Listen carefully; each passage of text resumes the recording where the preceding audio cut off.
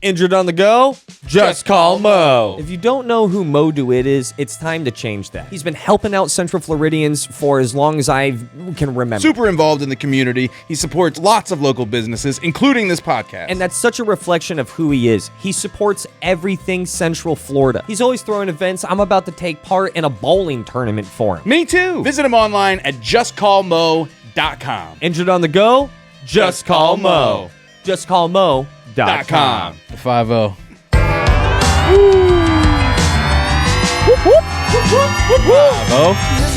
Episode 50, baby. We're getting pulled over. Baby. Turn it up. Say it with your chest. I need more sauce in my cans. Baby. This is it. Episode 50. We have made it to half a century of good sauce. My name is Ross Padgett. That is Joel Warren. That is Nico Renato. Yes, sir. He's always here. And ladies. And all the ladies. Welcome to a good bread bowl. This is going to be such a special episode. Bread bowl. I like that. First of all, it's episode 50. Second of all, we have a stupid special guest on the back half of today's episode. Someone that I've been looking up to in the comedy world, creative world, in the human world, just being a human for the last 3 years. He's also been sending me religious texts every morning, and I will bring that up to him because... Just to clarify, he's stupid awesome. Stupid awesome. Did I just call him stupid? Yeah. Well, he's a stupid awesome guest, and we have Killer Beaz joining us on the back half of today's podcast. But as always, this podcast is brought to you by Mo DeWitt, and as always, we are on another chapter of finding out how people's human and the You said that so weird. how People's human? how people's human, dude. I'm here to find how human people's. I'm trying to figure out If you're a human earthling people, if you're a we've got a show for you. listen up. I wonder if aliens on other planets Have Try- podcasts. have podcasts and then also try to find out how their species. Yeah. Zeep, zort, zeep, meow, meep, meow. And then they also have a person on their alien podcast that's just they're the laugher. Yeah. Yep. Exactly. Yo soy. What I'm trying to get at though is that we talked about it a little bit last week, and I was like, stop talking about it. This is a perfect podcast topic because it's so unique to every single one of us, except people who can draw. Yeah. If you can draw, if you're good at drawing, don't listen to this. We're not talking about you. We're talking to everyone else. Every single one else. Yeah. You know all the the other human peoples. Yeah. The doodlers. Yeah. Because it came up, we were editing Yeah. after recording, which is always when the best stuff comes up. Always. And it's like, can you draw a bird? Yeah. And It's like, well, I could draw a dolphin. It's like, what kind of bird? I used to draw mountains with cats on the back of it. You were like, what? And I said, my go-to drawing as a child was like a mountainscape with a giant cat's head emerging from behind the mountains. and that is which is like an album cover. and also very unique and also very Joel. Very weird. And then Renato started talking Is that very me? Yeah, That's a shocking red flag. in the sense no, I didn't mean to offend. Do I owe everyone apologies? Yeah, I just say that in the sense of that you're a your own person that You're weird. you are you're like being your stamp. vulnerable. Yeah. I think it's such a comment about someone's soul, about what they feel comfortable drawing, what they can draw. It tells so much about someone's story because even people who can't draw can draw one thing because they learned that one thing in third grade and it never left. Yeah, what's on the placemat when they give you crayons? When you're allowed to draw on the paper placemat? Yeah. I think every person on the planet knows how to draw the S thing. The crystal S. Yeah. The crystal S, yeah. That's such an indicator of a generation. It's That was not on. Really? Yeah. Y'all didn't do that? No. You don't know how to do the crystal S, I right? don't. But do you know about the crystal S? Yeah, I know exactly what you're talking about. Yeah. That wasn't a part of my repertoire. Dang. Yeah, that was Nor huge. is it now. That was a 90s thing. It seems 90s. Not everybody. Here's the thing. Not all 90s kids know how to do the Crystal S, but only 90s kids know how to do the Crystal S. Oh man, You know, like That's fair. that. Like I'm so small-minded. so, and I still know how to draw the Crystal S. You go 3 lines, boom, and then the diagonal lines. Close them all. Close them all. Yeah. Triangle on bottom, triangle on top. Oh, man. Yeah. Call me Van Ross, dude. 'Cause I'm Van Going it right now. Renato, what was your trademark drawing? You had a cat coming over a mountain, Joel, Which now I can't stop thinking about. it's badass. Don't look into it. I will. Too not. much. I've had a few. I'm actually. gonna get it tattooed on my body. Kind of forgot about the cat moonrise. It's a really now. it's a really fun lower back tat if you have a cat going over your mountain. You know what I'm talking about? No, right on the belt line. There's a mountain range that starts. So the cat. Yeah, the cat. There's a lot of plot there. It's a house cat. It's not a tiger. No. And no cats are that size. I mean, I'm talking at least the size of one of the mountains. That size cat with no expression on its face. It wasn't like a rah, just a cat. Just there. Yeah. And then Just a basic cat. so real fast, my experience. I have a history with Renato I'm drawing. gonna call it cat rice. Well, I've had Yeah, right. I've had a few. Like growing up, we're starting to. What's your think cat about- rice? Like so early on, it was the S, and then it turned it into trucks. I used to draw trucks, Big truck guy, were you? with monster or semi? not like Escalades. Oh, okay. I would always draw them with like big rims. Ludicrous And then- fan? Yeah, That's- bro, the biggest. Yeah, okay, there it is. And I'd always draw them with like suicide doors. Okay. You know what I mean? Like the one. Or sorry, not suicide. The Lambo doors. Like, Yeah. So I would draw them with the Lambo Are doors. you That trying was to be like, politically correct there? Or are you trying to look out for the door community? Sorry, that was offensive. I am so sorry to all the doors listening right now. I didn't mean. I meant Lambo doors. for a while there it was. I would also draw the mountains and like scenic things. Any cats? And no cats, but Get this. I would Shame. draw- Wasted opportunity. Well, I would always draw a sun, to Okay. illuminate, and the sun. I'm sorry, dude. What? Keep going. Yeah, because if you don't draw a sun, you have to draw all the stars. It's art, bro. It's way faster to just draw the sun. Changes the whole thing. I like how he just worded that was like, well, if I don't draw the sun, I can't see what I'm painting. I need a light source. I need a light source. Come on, guys, pick up what I'm throwing down. I'm going quick. Come on. You can't see trucks in the dark. That's how he worded it, not me. All right. Okay. I was talking about the mountains, but Yeah.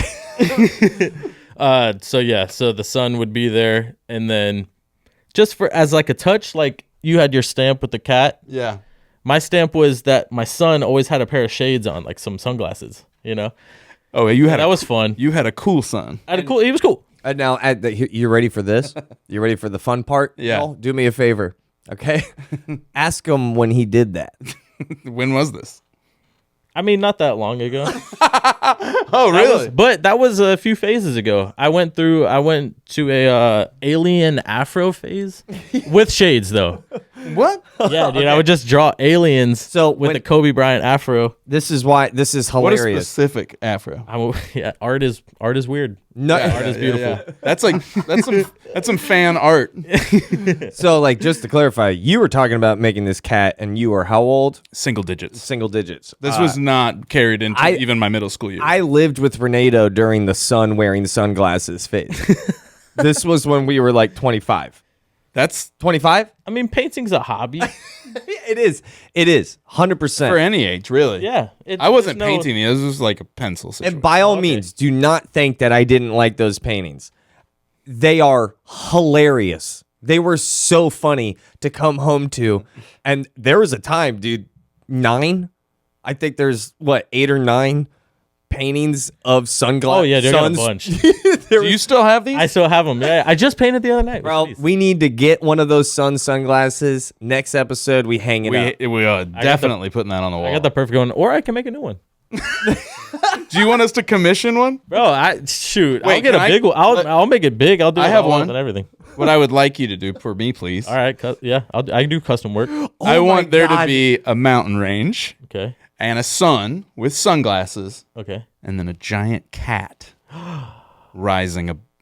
Out of behind the the I think I can do it. That Just is- imagine it I'll as figure it out. the sun is going down and the cat is coming up because it's a night cat It's All right. just so funny. named Luna. Wait, Say less. all the people think about, like, everybody listening, think about your relationship with painting. Think about what you can draw. Like, it's probably, if you're not an artist, it's probably like 4 or 5 things. Yeah. Look at those 4 or 5 things and appreciate how random those are. Yeah. They are. What a great reminder of, like, I don't know how much say I have in this.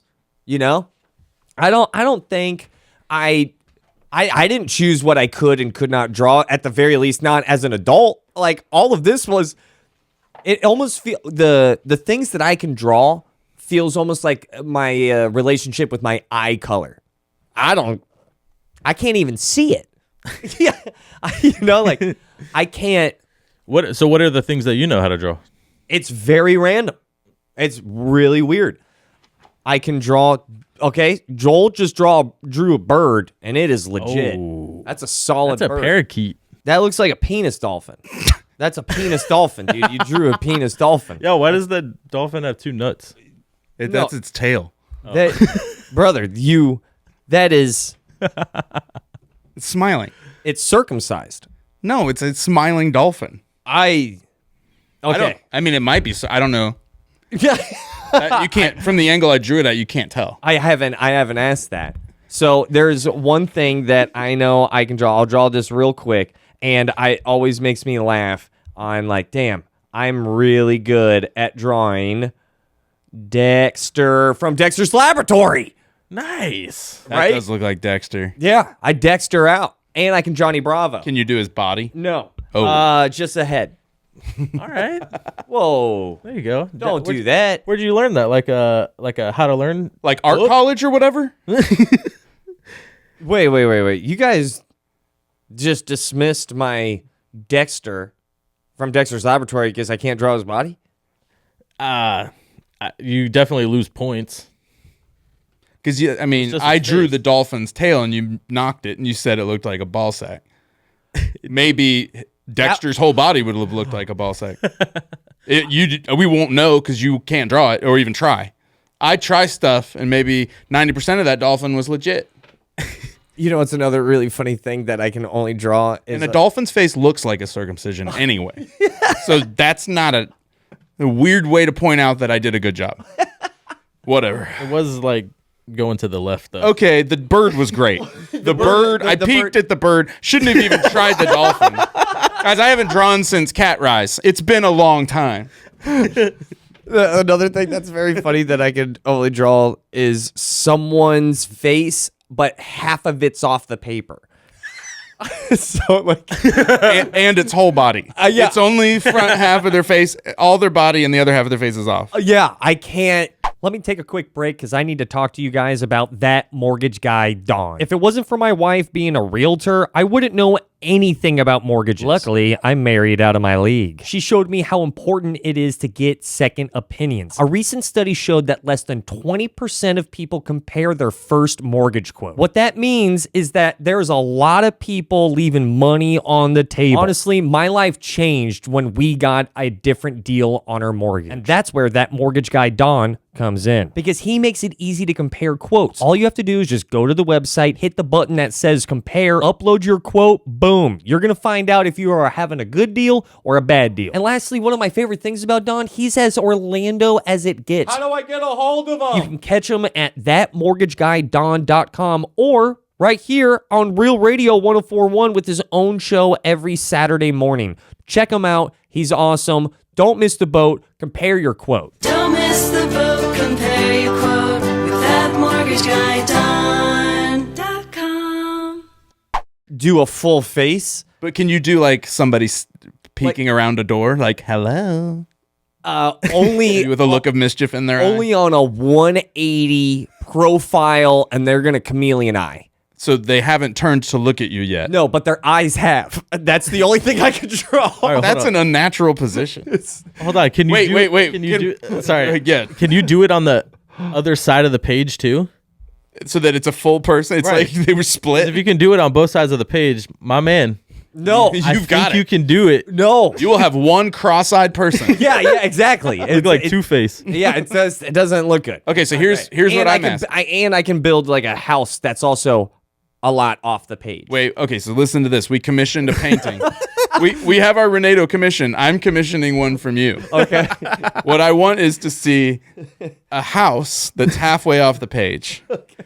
Behind the house is peeking a person whose face is looking in one direction, but their eye is looking directly at the viewer of the painting. And then just let me know, I want to tell you what they're not looking at. Dexter is fully present with his whole body. Yeah. Do you want Johnny Bravo? Yeah. Yes. Yeah. No sure. body though. We'll take Johnny Bravo. Johnny Bravo, can Johnny Bravo be the one who's peeking out? It will just be a loose head.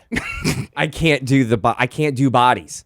All right, well then at least include Dude, Bravo. a son with sunglasses on. Are you gonna tell me Bravo's all body? He's all body. He's all But chest. he's got that big hairdo. He's all pecs. Yeah. He is very V-shaped. Looking back on it, man, Johnny Bravo, woo, you got canceled. There's no way that cartoon's coming back.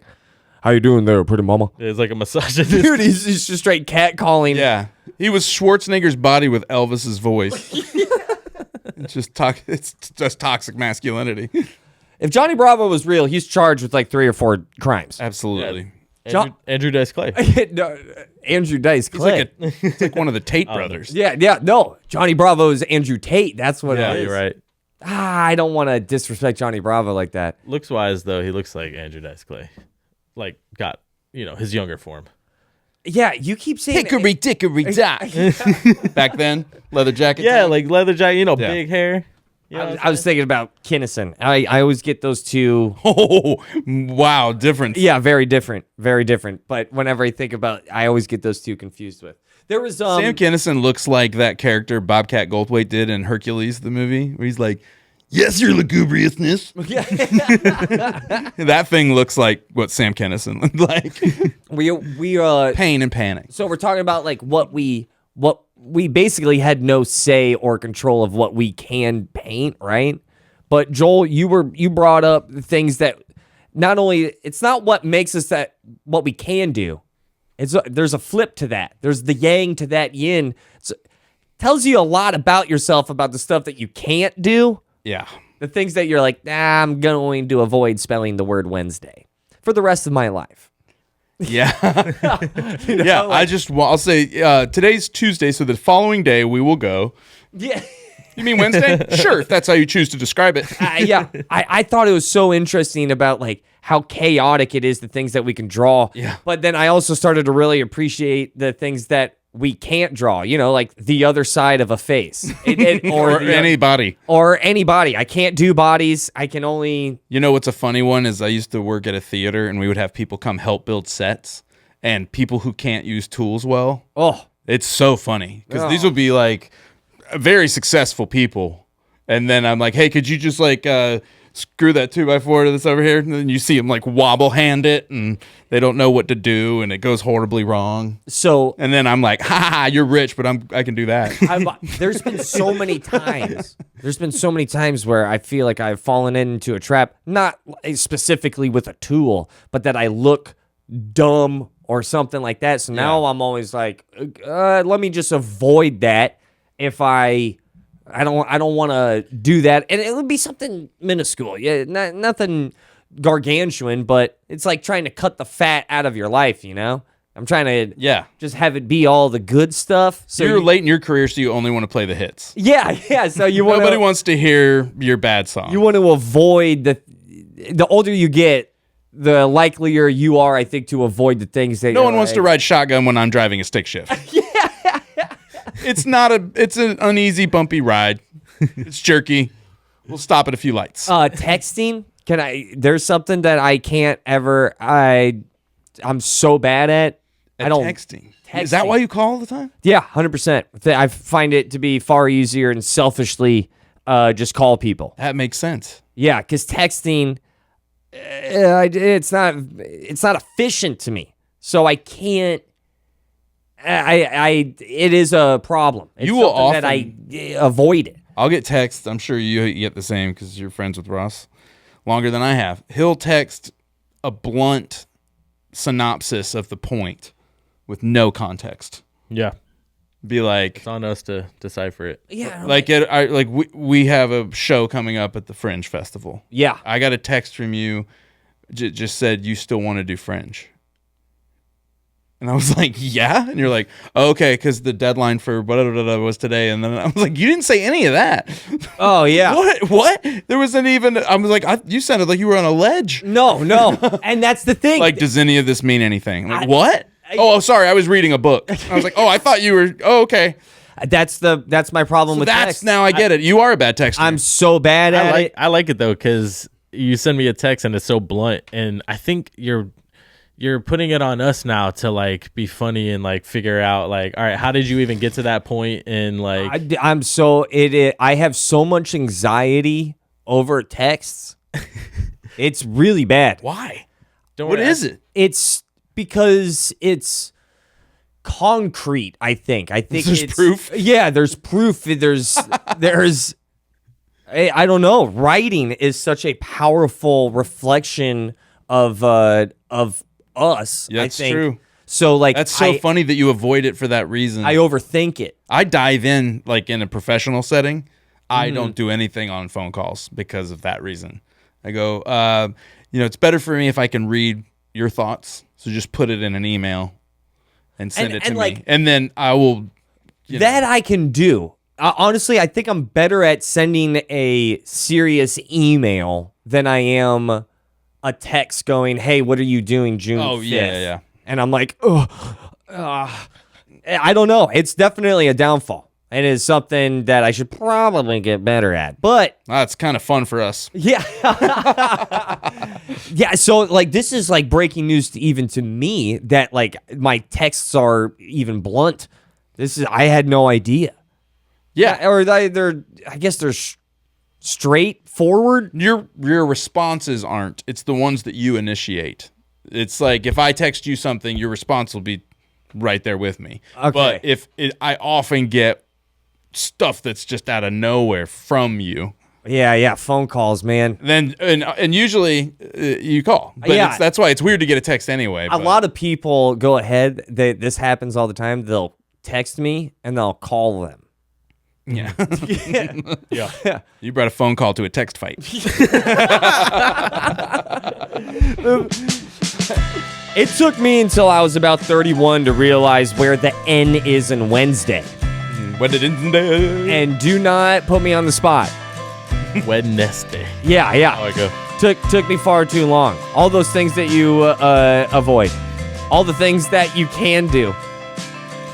Those are the things I think that are very, very telling about who we are and our existence and our time here on life. How we humans people. How humans, people, earthlings, people, former dog owners. You guys, we'll be right back with our super special guest, Killer Beaz. Oh! I absolutely love living in Orlando. Orlando loves us. We love Orlando. 407 heaven. And if you're like us, I know the perfect place for you. That's the Orange County History Center. They have an amazing upcoming exhibition. Tell me more. It's called Orlando Collective. What's that? It's everything pro Orlando, Orlando's history, which is, by the way, fascinating if you don't know it. And they're celebrating 150 years of Orlando. 2025 is the year that we turn 150. You don't look at. We don't look a day over 122. You will love the History Center, thehistorycenter.org.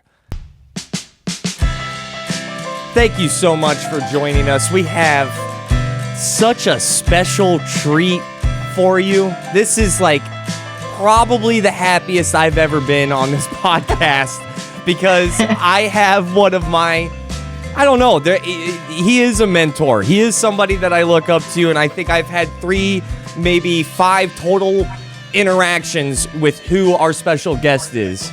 Last week's episode, Joel, we were talking about why you need negative people. Yeah. Well, this episode and our special guest is a reminder of exactly why you need positive people as well. Please put your hands together for a mentor, one of the best comedians I have ever gotten to work with, Mr. Killer Beaz. Woo!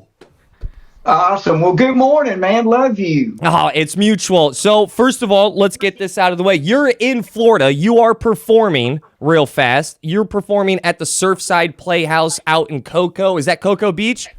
Cocoa Beach. Yeah, by the way, Yes. I'm not Is there sure another if you know, Cocoa? Is there is two Cocos. There's a Cocoa and a Cocoa Beach. Like Cocoa Mountain or something? And fun fact, Killer, if you want a really good opening laugh, you just make fun of the other one. There's Cocoa and Cocoa Beach. They hate each other.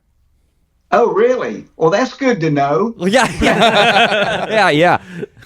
I'll call one of them Cocoa Crispy. I think both of them are a little crispy, actually. Yeah, so you will be at Surfside Playhouse, though, right here. Saturday night, Cocoa Beach, 7 p.m. I can't tell all of our listeners fast enough that, this is a special comedian. And I know that in the world of entertainment, we get so...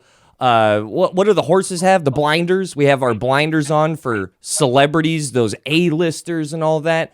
This is a comedy legend that's coming out to Cocoa Beach, and it's a comedy legend that's on the podcast, and I can't wait to ask you all these questions, man, because I need some of your wisdom still. Well, awesome, buddy. Well, I'll say this. I'm in my 43rd year of doing stand-up.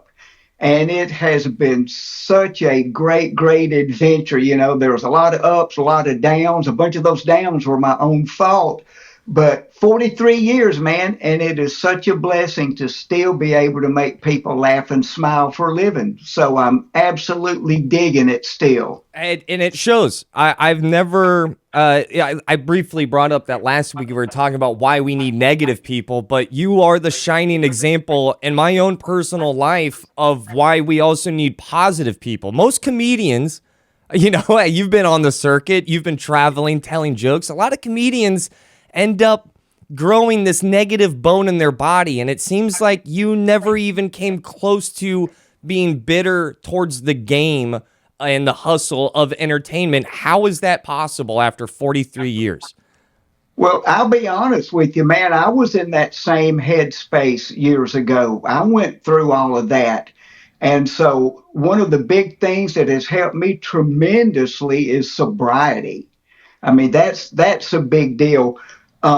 But I will have to say this. I have been funny since I was a little bitty baby. The earliest memories in my head, and this is literally my earliest memories, was living in a funeral home in Kosciuszko, Mississippi. Oh, man. My dad was an embalmer and a funeral director, and I was a toddler, and I had the run of the place. I'd go up and down the hallways and all this. And I remember seeing people come and go from where I lived. And I had no concept at that point in time about life and death and that sort of stuff. But I learned when I was a little baby, not like about a year and a half older than Miles, that I could do cute little silly stuff, and the crying people would stop crying and come over to me and smile and talk to me. And I swear to you, I think that has failed my compulsion my entire life to make people laugh and smile. I was wittiest in school coming up and all that kind of stuff. And I just feel like I don't do good around stoic people. I want to see smiles. I'm afraid there's something wrong when a person isn't smiling. My theory is that we need to wake up every day and act like it's going to be a great day, and just walk in faith that it's going to be an awesome day, at least until 10:30 or 11, when we find out it's going to suck just like yesterday. Yeah. Was that AM or PM for you? Well, AM. Oh, okay. Hey. Oh yeah, by PM it's done. Yeah. So, but I've been blessed to have the gift of levity. I have been literally funny my entire life. Well, you And cut when your I teeth on started funerals. stand-up, Yeah. Most comedians start at, bad open mics. You're over here killing at a funeral, Like, you've got people hoping that cousins might not make it so they can go get that another performance from that 2-year-old. yeah, for free. And I'll say this too, man. When I started my stand-up career, I was living in Jackson, Mississippi. I was playing blues guitar on weekends, which, by the way, that's how I got the name Killer Beaz. My last name is Beasley, and you know how they'll abbreviate your last name. Everybody called me Beaz. So when I was playing in bands in Jackson, Mississippi, I would go out in front of whatever little blues band and do my guitar thing, and the people that knew me would go, "That was Killer Beaz." And the people that didn't know me thought they were saying that was Killer Beaz on guitar. So then it became just whatever little garage band with Killer Beaz. And so when I started doing stand-up, the last weekend of June 1982, I just kept that stage name, Killer Beaz, Best Buzz in Town. So that's actually how that came to be. Now, And ironic since sobriety's carrying you through. Yeah, when I made it to the sobriety, because at that time there was no such thing. in the 80s, sobriety wasn't discovered yet. It was not. It was taboo. Yeah. I think sobriety came out right around the time of the iPhone. Yeah. I think it was around 08 when sobriety was like, oh, there it is. Well, when people could post videos of you being a dumbass, that's when the shift started. Yeah. When digital embarrassment could go viral, that's when people started putting down the Heinekens. Exactly. I remember, so I got lucky enough. You chose me out of a bunch of, countrywide comedians to film a Killer Beaz and Friends special at your home club, Zany's in Nashville, Tennessee. Truly one of the biggest and best honors I have gotten in my life, in my small, premature entertainment career, was that weekend. Zany's, one of the biggest, best comedy clubs in the country. You have this beautiful mural on it. I was just curious, though, when we were talking when I was in Nashville, you would tell me these gigs that you were opening up for what band?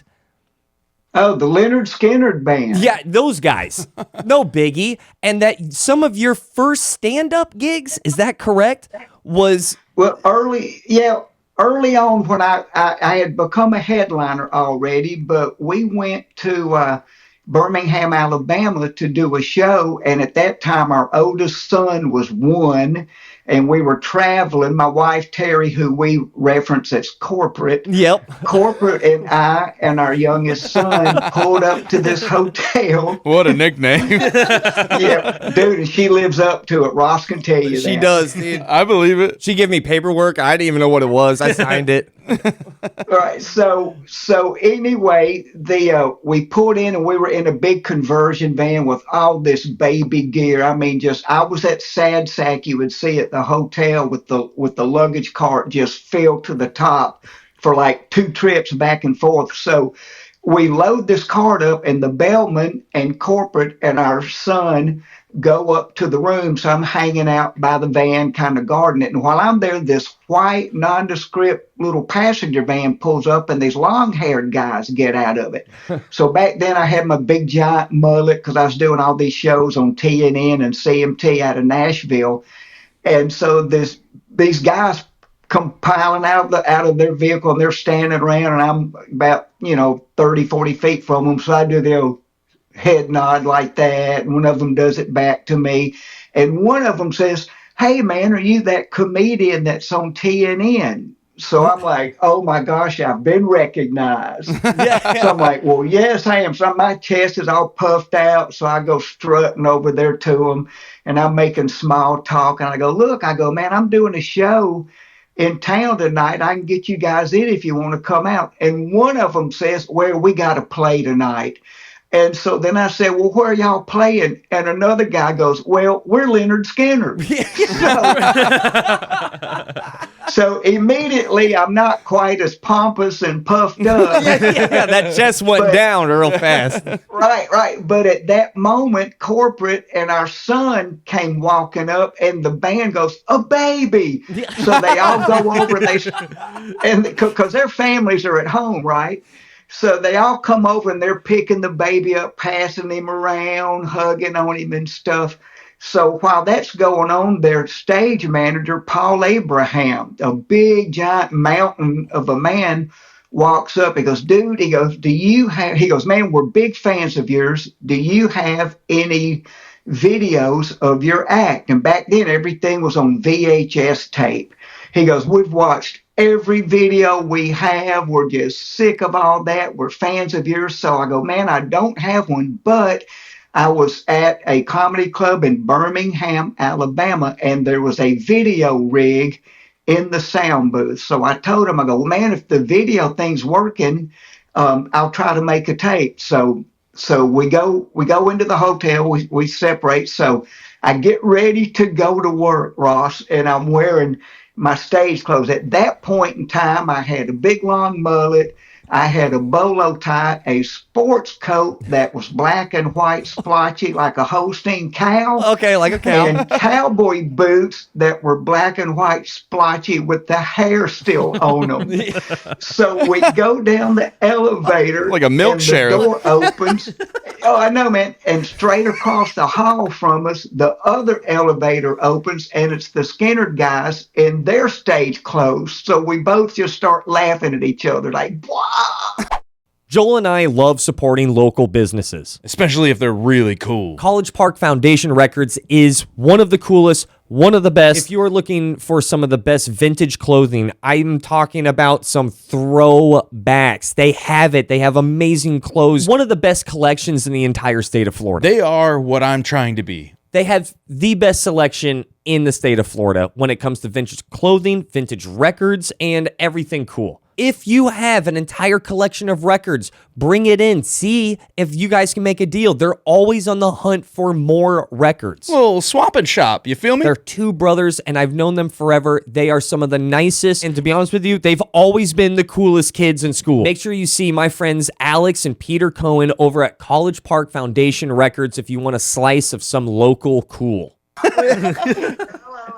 Right, man. So we go do the gig, and lo and behold, the camera rig was working at the clubs, and they had a spare tape. So they're recording this set, and halfway through the set, I stopped the set and told the audience, hey, we're recording this for the Lynyrd Skynyrd band.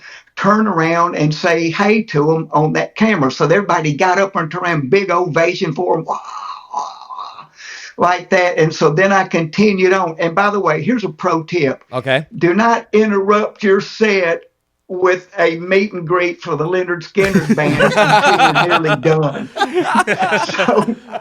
So anyway, so I get done with that set and we're leaving. They hand me the tape. And it was my last, we were doing just one night. So we were headed to another town the next day, and they had a really great restaurant in this club, and the chef, who was a good buddy of ours, fixed us a 2-gallon container of beef vegetable soup because he knew we were on the road. And at that time, we always carried what we called the kitchen bag that had pots and pans and bowls and plates and stuff. So we go back to the hotel, and we pull into our parking space, and just as we get there, this same van that I had seen earlier comes squealing into the parking lot. The doors fly open, and the Skynyrd guys come rolling out of it with steam coming off of them because they were 8 minutes after playing Freebird because they had a police escort to get them out of there. So I was able to walk straight to their stage manager and go, man, here's a tape for you guys. They go, dude, that is great. Thank you. So we all go into the hotel and get on the same elevator. So corporate is holding this 2-gallon thing of beef vegetable soup. And one of the Skynyrd guys goes, that smells great. Is that food? And she goes, yes, it is. And another one of the guys goes, man, we're starving. We haven't eaten all day. So corporate goes, well, come up to the room and we'll share this with you. So the band came to our hotel room and we ate beef vegetable soup and listened to a a cassette tape of the final edit of their new album. I think it was the last Rebel album. Wow. But they had not even pressed it yet, but they had the final edit on a cassette tape. Well, we sat and listened to that and had this soup together. So a month later, I'm back at Zany's in Nashville, which, by the way, I have done more shows at Zany's Nashville than anybody in the 40-year history of that club. You Anyway. are a living comedian legend, not just in Nashville, but the entire country, if you ask me. After doing that weekend with you, I really understood, like, whoa, your Skynyrd experience is my Killer Beaz story. Oh, dude, and look, get this. When I'm at Zany's and the ticket booth lady comes out and goes, here, man, I got a message for you. And it said, call Ed King, in parentheses, Lynyrd Skynyrd. He co-wrote Sweet Home Alabama. When he was a teenager, he wrote the song Incense and Peppermints for the Strawberry Alarm Clock. A bona fide rock star from the age of 16. He goes, dude, I'm living here in Nashville. The band's rehearsing. We're huge fans of yours. Come and hang with us at rehearsal. Bring soup. So we would go. I was there at Zany's for a week. So every day we would get up and go to this little theater they had rented and sit with them while they were going over the new song list. And they told me, they go, dude, your tape is the most copied and distributed VHS tape on the Southern Rock circuit, other than porno. Yeah. He goes, everybody has it. Nugent had it, 38 Special. At that time, Bad Company was doing the circuit. Bad Company had it. So they all had this tape. So we went out and started doing some gigs with Skynyrd. So one night, we were sitting on 38 Special's tour bus. And I'm talking with the Skynyrd guys, and I told Gary Rosington, I go, man, I'm going to have a Les Paul one day, because I did not have a Les Paul at that time. I had a Flying V and some other stuff. And he turns to his guitar tech named Sparks. He goes, go get Beaz a Les Paul. And Sparks goes, I can't. We don't have enough. You'll fire me. So Rosington's wife, Dale, takes a notepad out and goes, what do you want? And I go, well, a cherry sunburst Les Paul custom. Okay, got it. Give me your address. Oh. And so they had it built and sent it to me. So I had that guitar for a couple of years till it got stolen.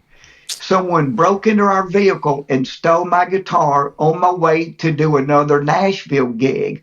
We get to Nashville and I'm whining on the radio about my guitar getting stolen, and the freaking Gibson Custom Shop was listening to that station and sent me a message, dude, we want to hook you up, come see us. So went to the custom shop and they built me a new Les Paul. Let me pick the wood out they made it out of, put my name on the fretboard. So I've got that guitar. I've had that guitar now for, I think, about 23 years, something like that. So a lot of I want to say this. That's so weird. My Lamborghini got stolen this week. Yeah. So we need to talk about that Lamborghini real quick. I could get a new one if anybody has one. Yeah, custom sunburst red Lamborghini. So a lot of our listeners know that my brother is a very good guitar player. He's a great guitar player. I want to go on record and say this real fast. Killer Beaz is the best guitar player I've ever seen and been in the same room of and see play. You are. What do you think you're better at, comedy or guitar? Oh, I'm way better at comedy. I'm a lame guitar player. I know Ross. You're just better than Ross's brother. I know 3 blues notes, but now I know them at 2 different dots on the fretboard. So that's like 6 of them. And because I don't study my scales and stuff, I have to bend them a lot and use vibrato. So I'm a very limited guitar player. I tell you what I do well. I communicate well. That's what a lot of artists have in common with each other. We're good communicators. So I'll tell that to my wife. Yeah, right, man. So I will admit that I can at times make some good sounds and some emotive guitar solos. But here's my hook: I have really good guitar face. That you That's do. the key Oh to yeah. it. I make it look really, really hard. So, hey, and on that subject, by the way, I have a brand new guitar being delivered down here to Cocoa. Should arrive tomorrow. There's a guitar builder in upstate New York called Haught Guitars, Haught. Gary Haught has built a red, gorgeous Stratocaster type guitar that he is sending me. So I will, sometime in the next few weeks or so, post another little video of me doing my 3 blues guitar licks on that beautiful, wonderful guitar. So 6 guitar licks, baby. That's 2 different spots on that neck, baby. That's 6 different things right there. Exactly. There was another thing that I really wanted to bring up and have it on the pod, and this could take a odd turn if I'm being honest with you. So I know the guys on the pod and a lot of our listeners, if they don't know, they know that I'm not the most religious person, but there is something that's happening. All right. I've had, let's say, a tumultuous, to say the least, year and a half, 2 years, right? It's been wild. Having a baby, losing a job, getting a job, losing another job. It's just life is happening for the first time in that adult gear for me. And at the same time, in the last year and a half, 2 years, ever since I've done that show with Killer Beaz and Friends, and we filmed this comedy special, Beaz has sent me a Bible verse every day. And and this sounds weird, but as a non-religious person, let me say thank you. Because there was probably a baker's dozen, a good 13 times where I woke up, I'm not feeling it. It feels like a tiramisu of Mondays, just Monday on top of Monday after Monday. And then I get a text from somebody who I genuinely look up to, someone who I believe has a great moral compass, a positivity bomb, if you will. And he's texting me, and I would read the Bible verse, and I gotta tell you, it helped. Those texts have got me through some stuff. And I'll never forget this one moment too. About 7 months into getting these text messages, I realized one of the photos, and they're white background, black text Bible verse. And then one time, I held on the photo, and I realized it was a live photo that you aren't screenshotting on the internet. You've been taking photos of your Bible and sending it to me. Is that correct? Yeah, it's a book of it's a devotional book. But yeah, I do, man. I pick them out and I take a photo of them and I send them. And and you know what, Ross, it's not about being religious. You know, I'm not a fan of religion. I'm not a fan of going to a church where you're beaten over the head with you're doing this wrong, you're doing that wrong. That's not what it's about, man. It's about getting right with God and walking in faith. You know, there's always going to be trouble and hassles in life. The Bible says that, and I'm not a big Bible scholar or anything like that, but corporate and I go to a non-denominational church in Mobile. It's not religion. Where a lot of the people there, the majority, come out of addiction. They've been to rock bottom. And the whole thing about it is get right with God and get your life better. It's not about you did this wrong. You shouldn't be doing this. You know, our motto at the church is love people where they're at. Oh. Let God get them to where he wants them to be. I mean, it's not the pressure that organized religion seems to put on to people. And so, to me, it's about faith. What you learn to do when you learn to walk in faith is you learn to control your mind. That's it in a ball of wax to me. The Bible says that in this world there's always going to be troubles. And so it's on us to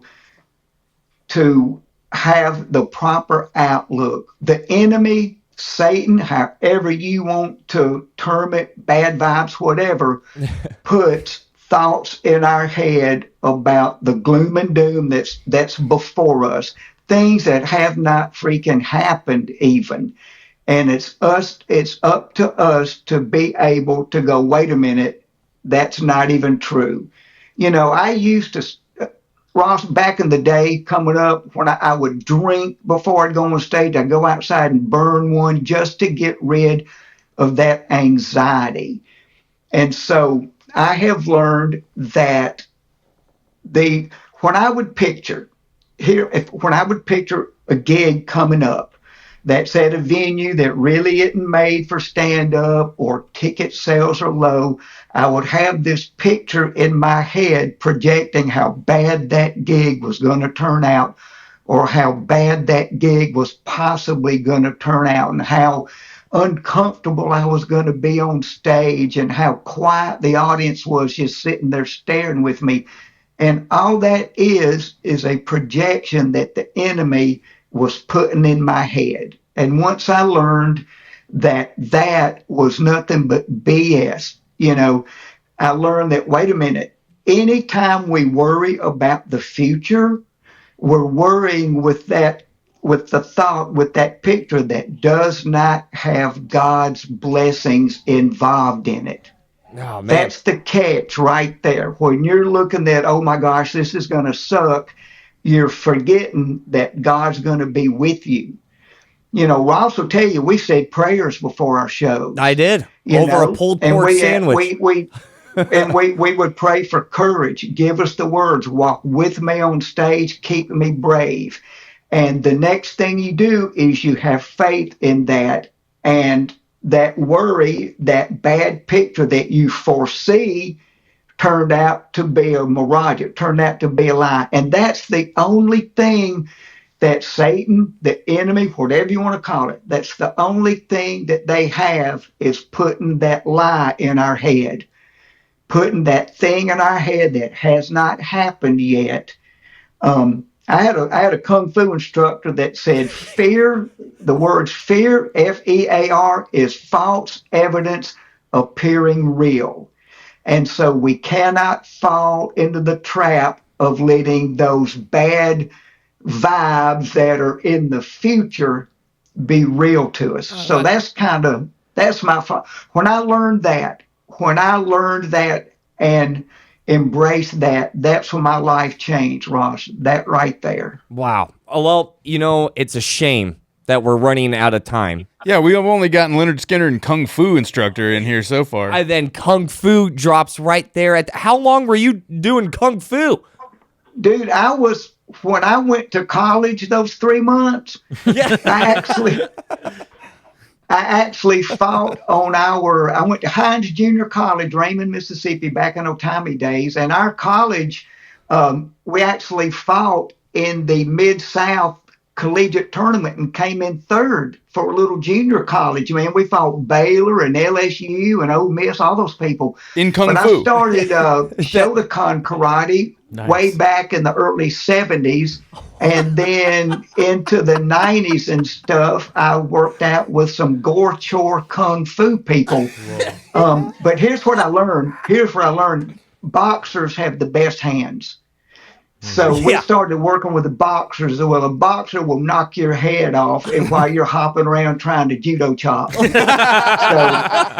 But I have enjoyed doing that for years and years and years. So, next time I'm on, we'll talk about that. Yeah. Killer Beaz, thank you so much for your time. You are genuinely a light at one of my brain's tunnels. I I'm not the most religious. I love those texts that you send me in the morning because they make me feel something, and it makes me feel at the very least that I have a legendary entertainer, kung fu artist, guitar player thinking about me in the mornings. And truly, I cannot put a price on that. Your texts, your existence, our friendship, without ever really telling you before right now, has really helped me out and got me through a lot of things. So I should be telling more people about your show that's happening this Saturday. But what I really, really wanted to do was simply say thank you for what you've done and for all the thoughts and feelings that you've helped me out through,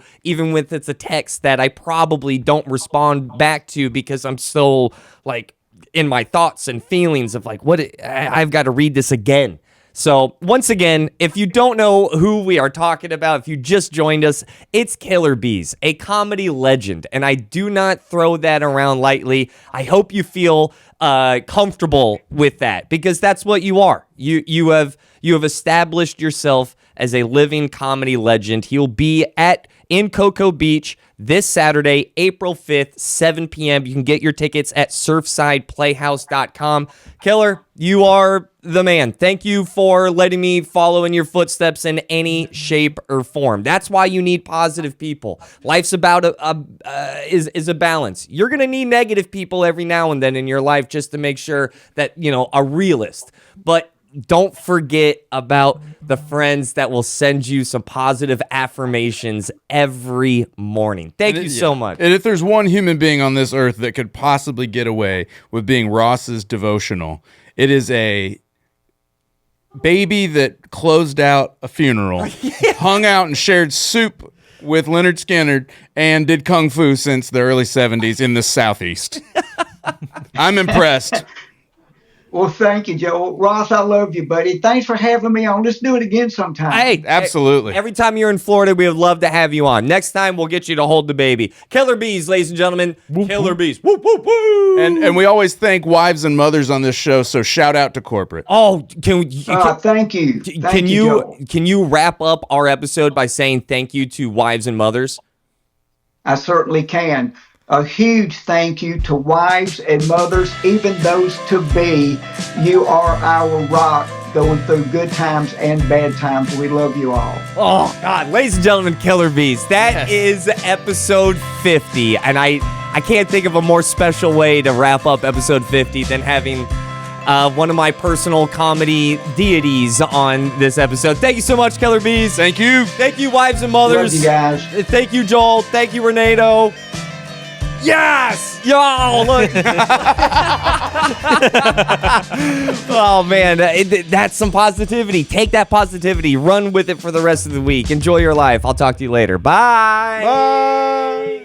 Get ready to roll because it's the second annual Just Call Mo Celebrity Bowl-O-Rama, and you, yes, you are invited to join the fun. Come bowl with your favorite Central Florida celebrities on Saturday, April 12th from 2 to 5 p.m. at the Oviedo Bowling Center. All proceeds benefit Rosie's Adventures, a local nonprofit helping kids battling cancer. It's your chance to bowl, meet celebrities, and make a real difference. Spots are filling up fast, so you don't want to wait. I don't want to brag, but my lane, my spot, already sold out. That's right. I will be there. Visit justcallmo.com/bowling. The Just Call Mo Celebrity Bowl-O-Rama, Saturday, April 12th at the Oviedo Bowling Center.